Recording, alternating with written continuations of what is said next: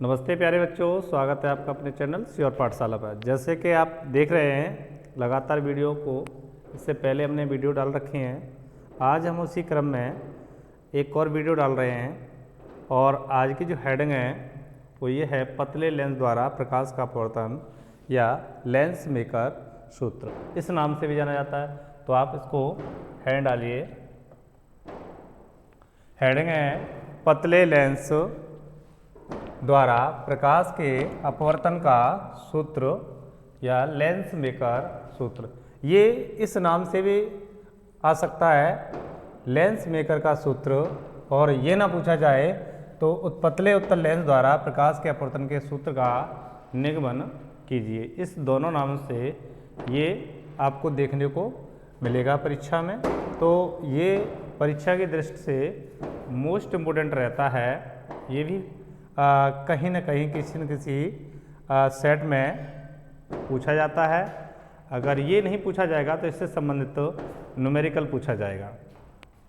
तो आप इस डायग्राम को बना लीजिए अपनी नोटबुक में और इसको समझिए कि हमने एक एल पतला उत्तल लेंस लिया है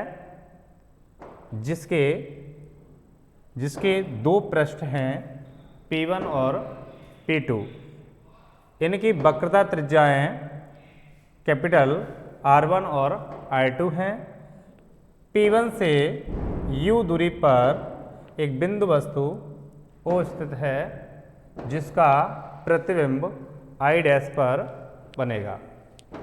अब I डैश दूसरे पृष्ठ के लिए आभासी वस्तु का कार्य करेगा जिसका प्रतिबिंब I पर बनेगा। तो ये आप डायग्राम को बना लीजिए।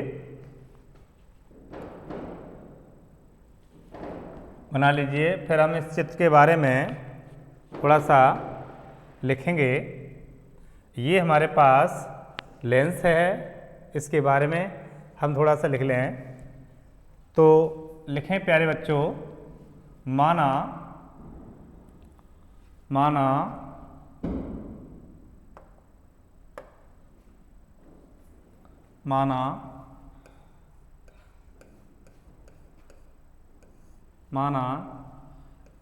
एक पतला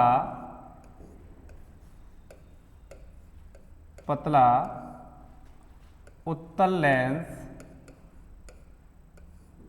L, एक पतला उत्तल लेंस L वायु में स्थित है। वायु में स्थित है।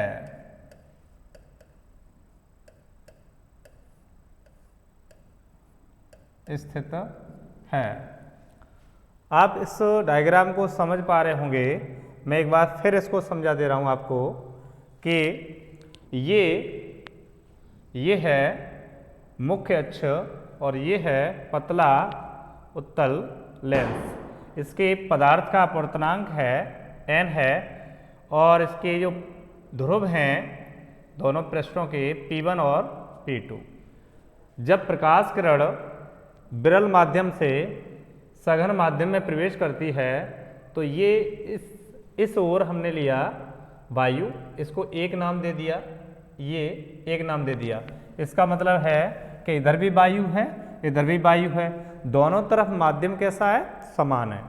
तो हेडिंग भी हमारे पास क्या है कि उत्तल लेंस द्वारा प्रकाश के अपवर्तन का सूत्र। तो उसमें मैंने पहले आपको ये लिखवा दिया है कि जो पतला उत्तल लेंस है वो कहाँ स्थित है, वायु में। जब वायु में स्थित है तो दोनों तरफ के इसके माध्यम क्या है, वायु। तो यहाँ से प्रकाश किरण विरल से जब सघन में जाएगी तो इस बिंदु पर मैं बात करूं, इस बिंदु पर इस पृष्ठ के लिए ये यहां पर होगा अविलंब। ये होगा इसका अविलंब। तो प्रकाश किरण जब विरल माध्यम से सघन माध्यम में प्रवेश करती है तो अविलंब की ओर झुक जाती है। तो ये आप देख रहे होंगे किरण को, ये अविलंब की ओर झुक गई है। तो ये सीधी मैंने ये माना है कि अभी मेरे पास ये दूसरा पृष्ठ नहीं है, उस स्थिति में ये प्रकाश किरण सीधी कहाँ जाएगी, ये जाएगी आई डैश पर। तो इस वस्तु का प्रतिबिंब कहाँ बनेगा, आई डैश पर। अब मैंने दूसरा पृष्ठ इसका लिया P2, दूसरा पृष्ठ इसका जो ध्रुव है वो क्या है, P2 है। इस पृष्ठ का जो अविलंब होगा वो ये होगा इस बिंदु पर, इस बिंदु पर। तो इस बिंदु पर अविलंब होगा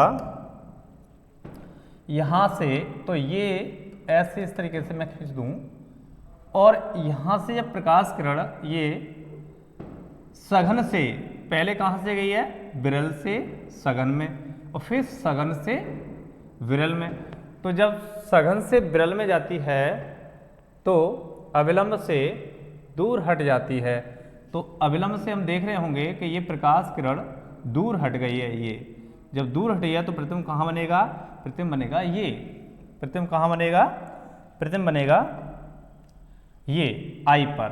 तो ये दूसरे पृष्ठ के लिए, दूसरे पृष्ठ के लिए प्रतिबिंब है, पहले पृष्ठ के लिए आई डैश प्रतिबिंब है।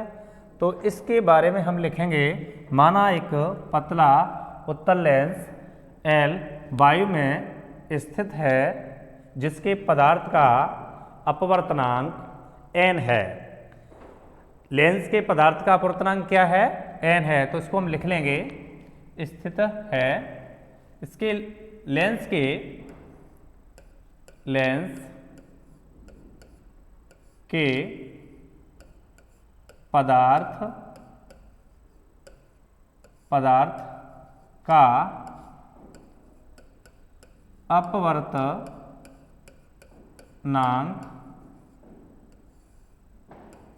n है।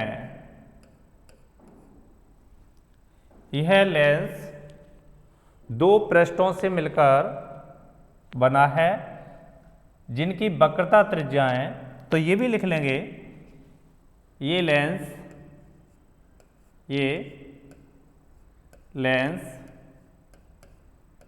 दो पृष्ठों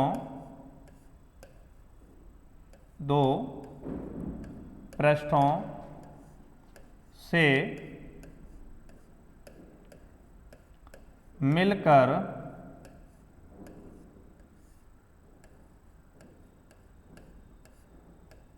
बना है, दो पृष्ठों से मिलकर बना है। एक ये वाला पृष्ठ है और एक ये वाला है, जिनकी वक्रता त्रिज्याएं, जिनकी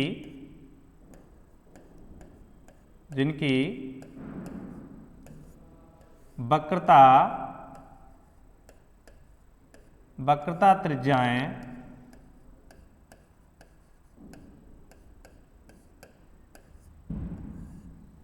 त्रिज्याएं कैपिटल R1 और R2 हैं। इसकी वक्रता त्रिज्या के लिए बच्चों मैंने कैपिटल R1 और R2, तो ये कैपिटल R1 और R2 ये मैंने लिख लिया। इसके बारे में थोड़ा सा आप और लिख सकते हैं कि इसकी मोटाई क्या है, T है, वक्रता त्रिज्या कितनी है, R1, R2 है, व इसकी मोटाई R1, R2, इसकी मोटाई स्मॉल t है। ये भी लिख सकते हैं आप इसमें, तो इसमें थोड़ा सा और लिख लीजिए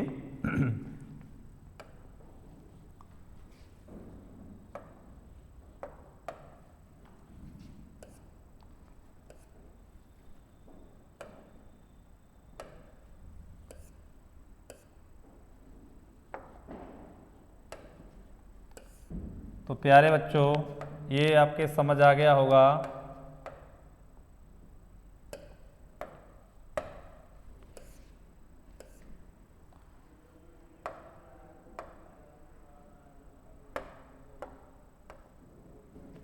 तो यहाँ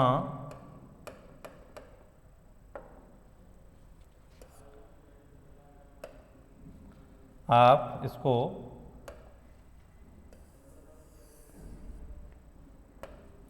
देखिए, त्रिज्या कितनी हैं? त्रिज्या हैं R1, R2। त्रिज्या कितनी है? R1, R2। वह मोटाई, वह लेंस की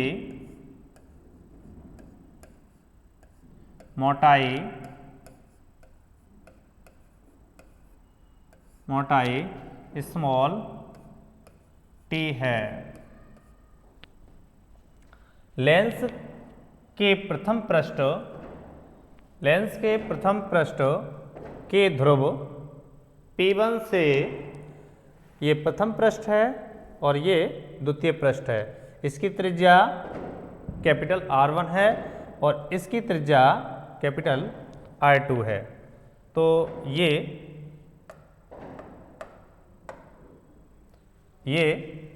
आप देख रहे होंगे इसमें कि ये त्रिज्या इसकी R1 है और उस वाले पृष्ठ की R2 है। तो प्यारे बच्चों, ये आपने नोट कर लिया होगा। इसके आगे देखिए, इसके आगे मोटाई क्या लिया मैंने? T है। अब आगे इसके लिखेंगे,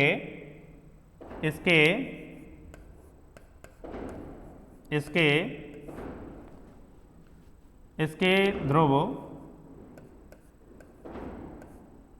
P1 से स्मॉल u दूरी पर एक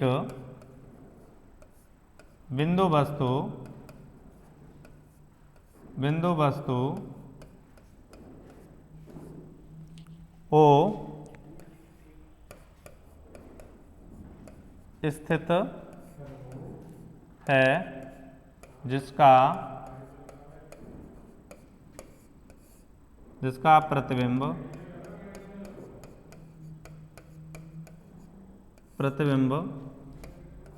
I डैश पर बनता है या बनेगा। तब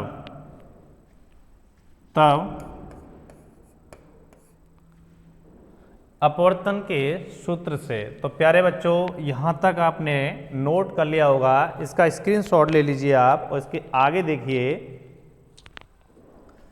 ये आपने नोट कर लिया होगा। अब इसके आगे देखिए,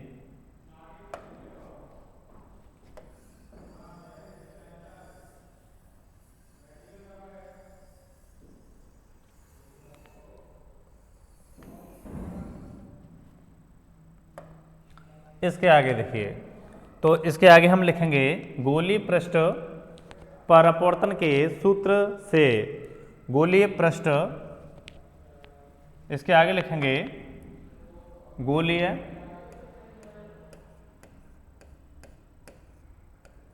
गोलीय पृष्ठ पर अपवर्तन के सूत्र से क्या होता है बच्चों? n/v minus 1/u equal to n-1/r। अब हम पहले पृष्ठ के लिए ले रहे हैं, तो पहले पृष्ठ के लिए क्या होगा? तो ये लिख लेंगे पहले पृष्ठ के लिए पहले पृष्ठ के लिए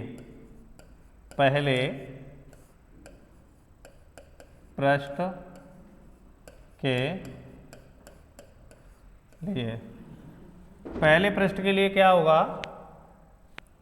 पहले पृष्ठ के लिए होगा n बट्टे प्रतिबिंब की दूरी कितनी है?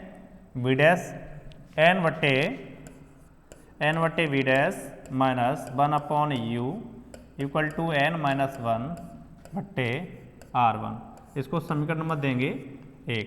ये कब? जब प्रकाश किरण वायु से कांच में प्रवेश करती है। तो वायु से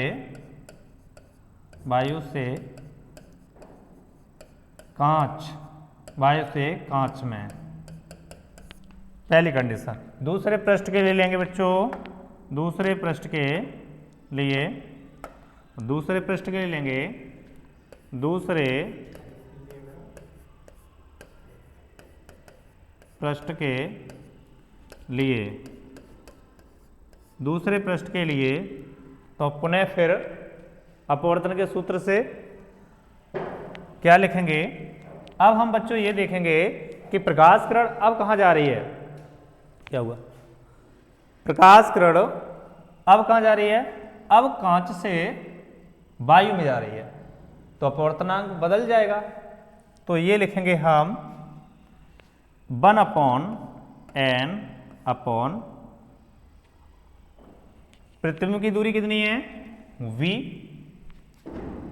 v माइनस 1/, वस्तु की दूरी कितनी है, तो वस्तु कौन है I डैश, I डैश क्या है दूरी v डैश, कहाँ से P से, जो T है इसकी मोटाई ही वो B की अपेक्षा नगण्य है, तो हम इसको B माइनस टी न लेकर केवल V डैश लेंगे, क्योंकि जो T है लेंस बहुत पतला है, इसलिए उसको नगण्य मान लेंगे हम। B की तुलना में जो T है वो नगण्य है, इसलिए उसको छोड़ देंगे। तो ये लिखेंगे V डैश बराबर 1/n माइनस 1/r2, और ये समीकरण इसको आगे और सॉल्व कर लेंगे। ये कांच से, कांच जब प्रकाश किरण कांच से वायु में कहाँ जा रही है, प्रकाश किरण कांच से वायु में, तो उस स्थिति में अपवर्तनांक क्या हो जाएगा, बदल जाएगा। पहले क्या था n है, माध्यम चेंज हो गया 1/n। तो इसके लिए हम एक वीडियो और बना देंगे प्रकाश का अपवर्तन, उसमें आपको अपवर्तनांक के बारे में अच्छे से क्लियर करा दिया जाएगा कि माध्यम चेंज होने पर अपवर्तनांक किस प्रकार से बदलता है।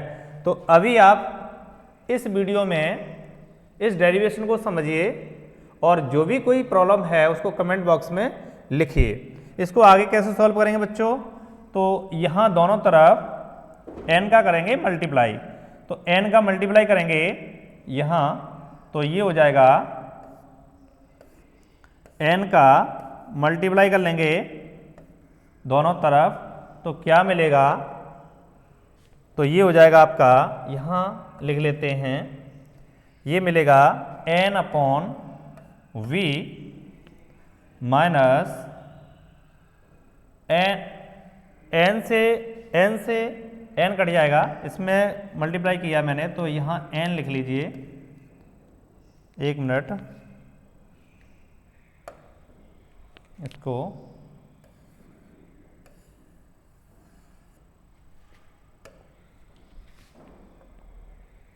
n से n कट जाएगा, और ये मिलेगा हमको 1/v, और इसमें अंदर गुणा करेंगे n/v डैश बराबर 1 माइनस n/r2,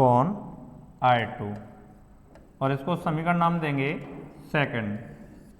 तो प्यारे बच्चों, ये समझ आ गया होगा कि पहली स्थिति में प्रकाश किरण विरल से सघन में जा रही है, और दूसरी स्थिति में सघन से विरल में जा रही है। तो पहली स्थिति में अपवर्तनांक n लिया मैंने, और दूसरी स्थिति में अपवर्तनांक 1/n लिया, क्यों माध्यम चेंज हो गया, अपवर्तनांक बदल जाएगा। तो यहाँ समीकरण 1 और 2 को हम जोड़ देंगे। तो ये प्यारे बच्चों आपने नोट कर लिया होगा। इसके आगे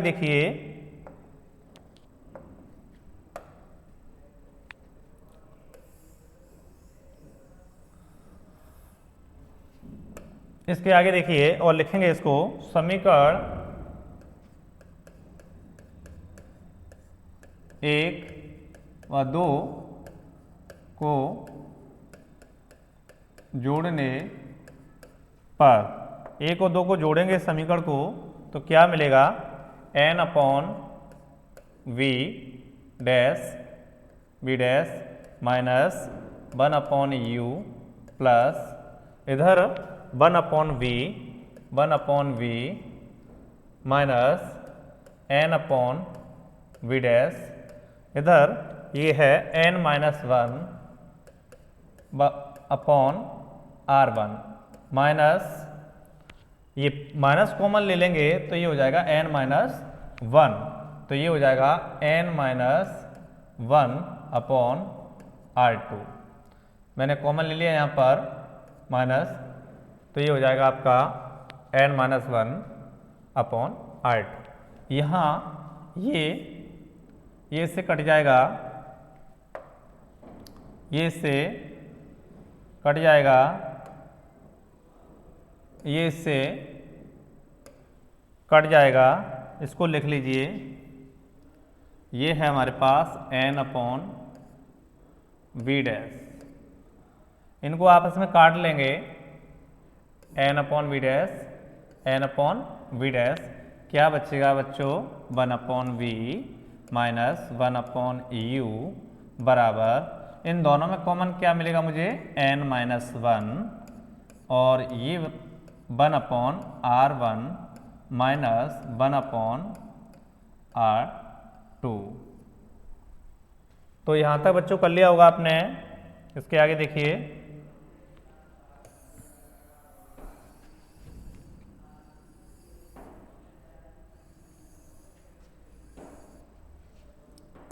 इसके आगे देखिए, तो यहाँ से यदि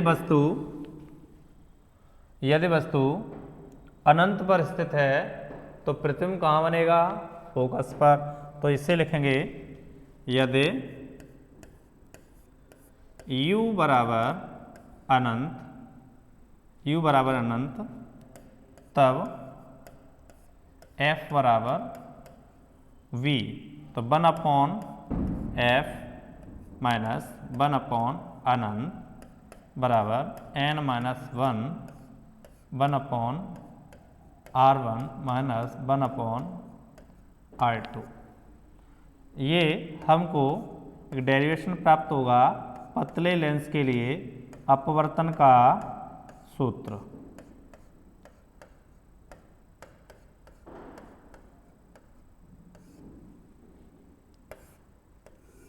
ये व्यंजक प्राप्त हुआ है पतले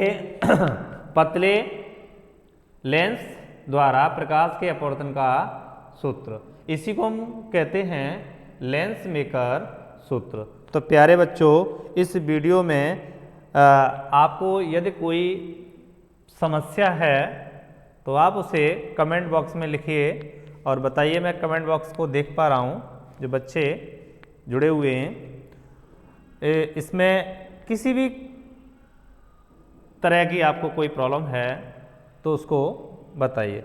आपने नोट कर लिया होगा और आप नोट नहीं कर पा रहे हैं इसको, तो आप इसका स्क्रीनशॉट ले लीजिए। इसके आगे देखिए, थोड़ा और आगे करेंगे इसको।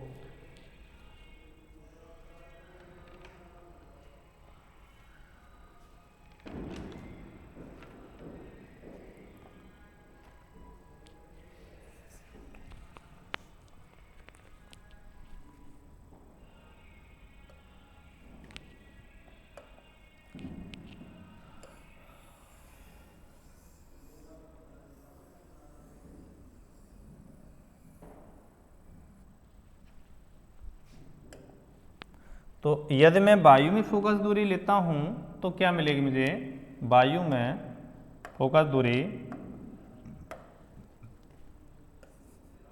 वायु में फोकस दूरी 1/f(a) ANG -1। ANG का मतलब है वायु के सापेक्ष कांच का अपवर्तनांक। तो और ये बच्चे जिन्होंने क्लास ली है मेरी, वो इस चीज़ को समझ पा रहे होंगे। इसको हम समीकरण नाम दे देते हैं। इससे पहले हमने समीकरण 1 और 2 ले लिए थे, इसको हम समीकरण नाम थर्ड दे देते हैं। यदि हम लेंस को द्रव्य में डुबा दें तो द्रव्य में फोकस दूरी क्या होगी? यदि लेंस को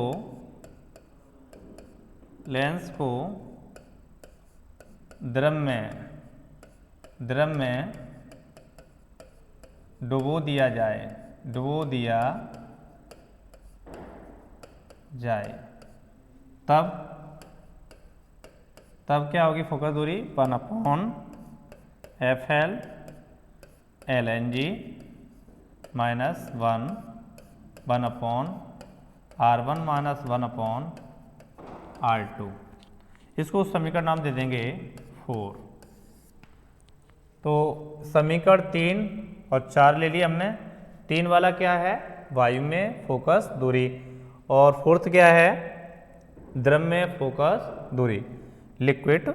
तो इसको हम आगे करेंगे, नोट कर लीजिए आप लोग।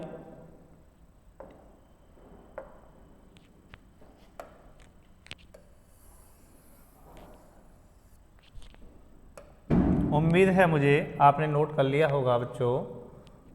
इससे आगे देखिए,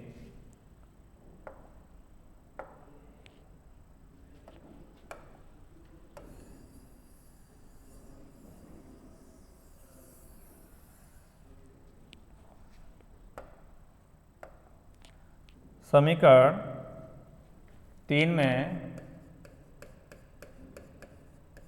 में समीकरण 4 का भाग देंगे तो क्या मिलेगा मुझे? FL upon FA ANG minus 1/LNG minus 1। तो ये संबंध निकाला कि जब वायु में, इसके न्यूमेरिकल देखने को मिलेंगे आपको। वायु में फोकस दूरी दी हुई है और द्रव्य में फोकस दूरी पूछी है, उस द्रव्य में पूछी है जिसका अपवर्तनांक आपको दिया हुआ। तो आप इस सूत्र की सहायता से निकाल सकते हैं। इसकी जगह पर हम लिख सकते हैं LNG बराबर ANG अपॉन ANL। तो इससे आगे देखें, इसकी जगह पर हम लिख सकते हैं ANG बट्टे ANL। तो ये FL बट्टे FA ANG minus 1/ANG upon ANL minus 1। तो ये हमें लिक्विड में फोकस दूरी और वायु में फोकस दूरी के लिए व्यंजक प्राप्त हुआ है। इसकी सहायता से हम डायरेक्ट न्यूमेरिकल निकाल पाएंगे। वायु में फोकस दूरी दी होगी तो द्रव्य में पूछी होगी, और द्रव्य में दी होगी तो वायु में पूछी होगी। एक फोकस दूरी कोई दी होगी और एक निकालनी है, और उसके लिए आपको अपवर्तनांक दिए होंगे। अब बच्चों इसके आगे स्थितियां हैं, 3 स्थितियां बनती हैं। पहली स्थिति होगी कि यदि हमने जिस लेंस को द्रव्य में डुबाया है उसका अपवर्तनांक लेंस से कम है, लेंस के बराबर है, लेंस से अधिक है। 3 स्थितियां प्राप्त होंगी। तो बच्चों आपने ये नोट कर लिया होगा। इसके आगे स्थिति फर्स्ट देखिए, स्थिति फर्स्ट। तो विशिष्ट स्थितियों में लिखेंगे स्थिति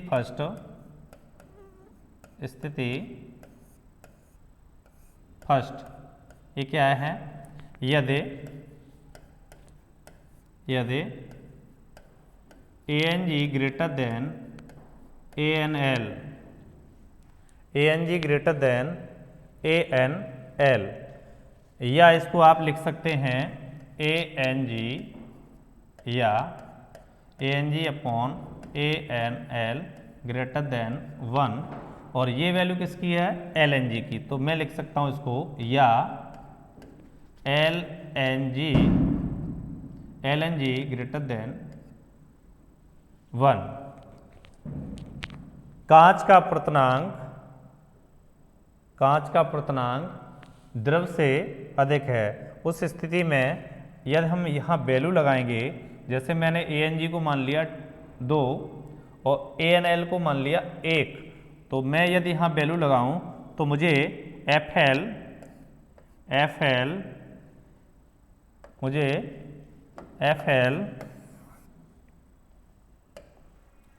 यहाँ यदि वैल्यू लगाया तो मुझे एफ एल क्या मिलेगा, F L upon F A बराबर पॉजिटिव वैल्यू प्राप्त होगी, पॉजिटिव। इसका अर्थ है, थोड़ा समय बचा, तो इसका अर्थ है कि प्रकृति लेंस की नहीं बदलती।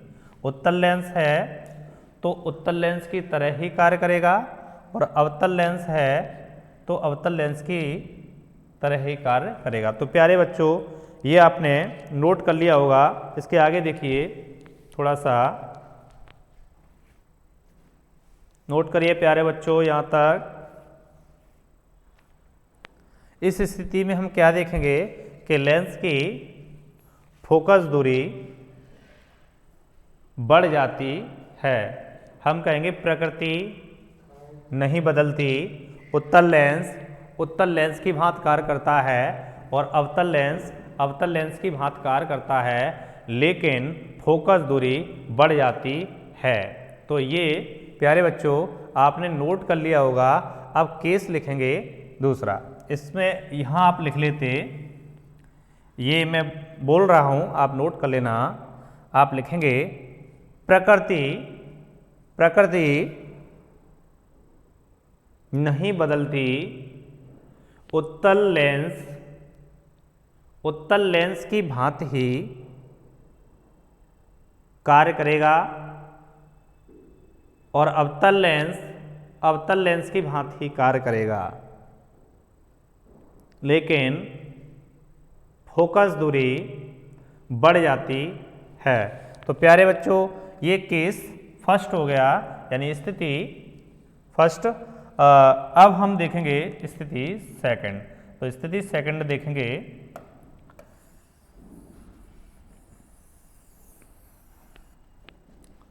स्थिति सेकंड लिखिए, स्थिति सेकंड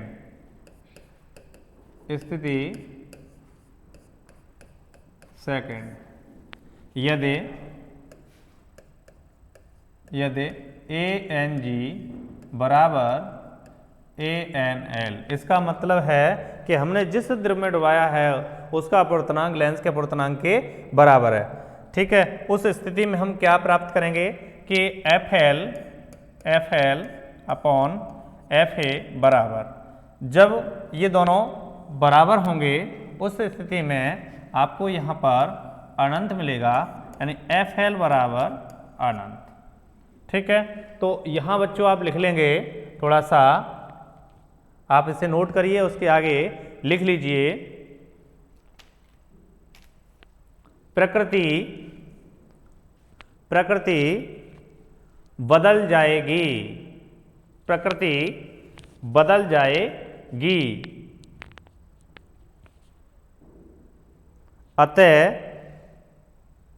अतः लेंस समतल प्लेट की भांति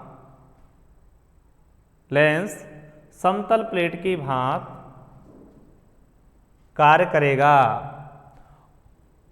लेंस समतल प्लेट की भांति कार्य करेगा, और इसकी फोकस दूरी अनंत हो जाएगी।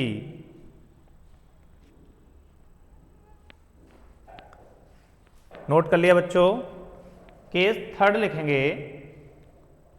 केस थर्ड क्या है, इसको नोट कर लीजिए। केस थर्ड,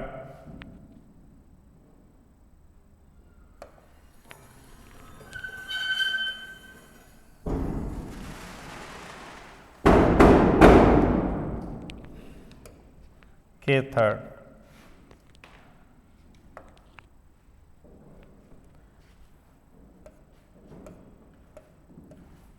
यदि ANG छोटा है ANL से, या इसको ऐसे लिख लेंगे ANG अपॉन ANL, यानी जिसमें डुबाया गया है उसका मान, उसका अपूर्णांक ज़्यादा है कांच से। उस स्थिति में क्या होगा, FL, आप पटाखों की आवाज़ सुन पा रहे होंगे, दीपावली का अभी पर्व लोग अभी तक मना रहे हैं, तो उसी खुशी में पटाखों की आवाज़ भी सुन पा रहे होंगे। अच्छा देखिए आप आगे, FL बट्टे FA बराबर, जब ANL का मान बड़ा होगा तो आप वैल्यू लगा के देख लीजिए, ANG को कुछ मान लीजिए, ANL को कुछ मान लीजिए, अंतर दोनों में रखिए और आपको वैल्यू मिलेगी नेगेटिव। इससे ये पता चल गया कि प्रकृति बदल जाएगी, उत्तल होगा वो अवतल की तरह और अवतल होगा वो उत्तल की तरह व्यवहार करेगा। मैं इसका थोड़ा सा डायग्राम बना दूं। ये है उत्तल लेंस, प्रकाश किरण मुख्य अक्ष के समांतर आती है और फोकस से होकर जाती है, लेकिन इसमें नहीं। इसमें क्या है, ये इस तरीके से जाएंगे। ये लेंस किसकी तरह कार्य करेगा, ये लेंस किसकी तरह कार्य करेगा, ये लेंस कार्य करेगा अवतल लेंस की तरह, उत्तल लेंस अवतल लेंस की तरह। अगर मैं बात करूं अवतल लेंस की, तो अवतल लेंस उत्तल लेंस की तरह कार्य करेगा। तो प्यारे बच्चों, ये थर्ड पॉइंट था हमारा, ये समझ आ गया होगा आपके। तो ये टॉपिक हमारा कंप्लीट हो गया। इसमें हमने आज देखा पतले उत्तल लेंस द्वारा प्रकाश के अपवर्तन का सूत्र या लेंस मेकर सूत्र। तो इसमें